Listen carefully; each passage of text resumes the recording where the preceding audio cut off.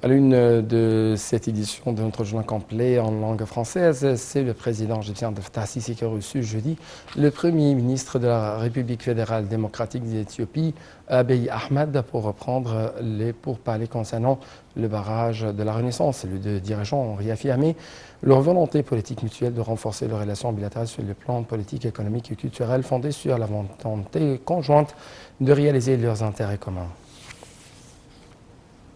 Abdel Fattah el-Sisi a reçu le Premier ministre de la République fédérale démocratique d'Éthiopie, Abiy Ahmed, pour reprendre leurs pourparlers. Les deux dirigeants ont réaffirmé leur volonté politique mutuelle de renforcer les relations bilatérales sur les plans politiques, économiques et culturels, fondées sur la volonté conjointe de réaliser leurs intérêts communs et la prospérité des deux peuples frères, ce qui contribue efficacement à la réalisation de la stabilité, la paix et la sécurité dans la région, ainsi que la capacité des deux pays à relever les défis communs. Ils ont discuté des moyens de sortir de l'impasse actuelle dans les négociations du barrage de la Renaissance éthiopienne. Ils se sont mis d'accord à reprendre des négociations urgentes pour finaliser l'accord entre l'Égypte, l'Éthiopie et le Soudan sur le fait de remplir le barrage de la Renaissance, ainsi que les règles de son fonctionnement, et ils ont convenu de faire tous les efforts nécessaires pour le terminer dans un délai de 4 mois. Au cours de ces négociations, l'Éthiopie doit s'engager lors du remplissage du barrage au cours de l'année hydrologique 2023-2024 à ne pas causer de dommages significatifs à l'Égypte et au Soudan, afin de subvenir aux besoins en eau des deux pays.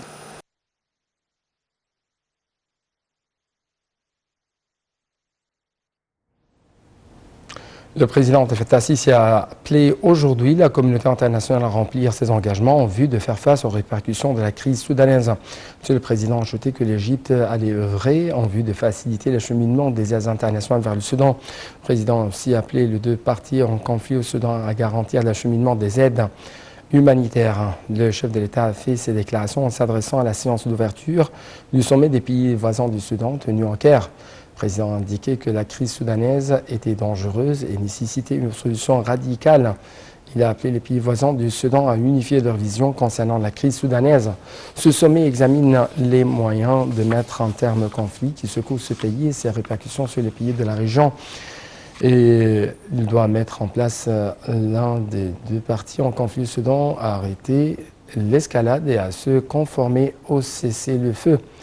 Le président Abdel Fattah al-Sisi avait enfin appelé à la tenue du sommet des pays voisins du Soudan en vue de formuler une vision conjointe d'entreprendre des démarches pour résoudre cette crise, épargner le sang du peuple soudanais, de sauvegarder l'État soudanais et ses capacités et de limiter les répercussions de cette crise sur la sécurité de toute la région.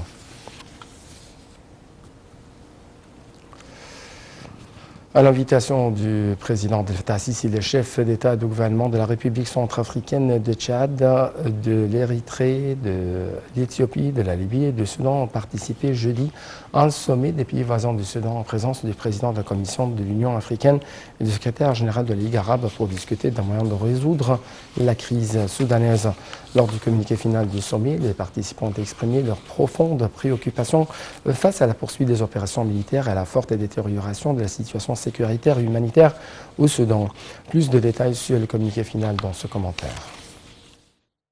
Lors du communiqué final du sommet des pays voisins du Soudan, les participants ont exprimé leur profonde préoccupation face à la poursuite des opérations militaires et à la forte détérioration de la situation sécuritaire et humanitaire au Soudan. Ils ont appelé les parties belligérantes à arrêter l'escalade et à s'engager à un cessez-le-feu immédiat et durable pour mettre fin à la guerre et éviter la mort des civils innocents parmi le peuple soudanais. Les participants ont souligné le plein respect de la souveraineté, de l'unité et de l'intégrité territoriale du Soudan, la non-ingérence dans ses affaires intérieures.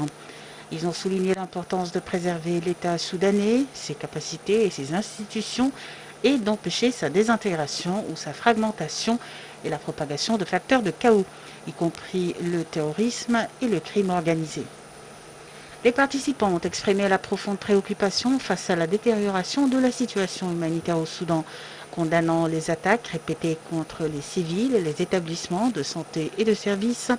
et appelé toutes les parties de la communauté internationale à tout mettre en œuvre pour fournir des secours d'urgence afin de faire face à la grave pénurie de vivres, de médicaments et de fournitures médicales. Ils ont mis l'accent sur l'importance de faciliter l'entrée de l'aide humanitaire fournie au Soudan par les territoires des pays voisins en coordination avec les agences et organisations internationales compétentes.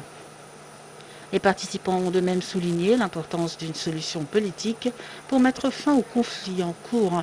et lancer un dialogue inclusif pour les parties soudanaises, visant à lancer un processus politique global qui répond aux aspirations du peuple soudanais.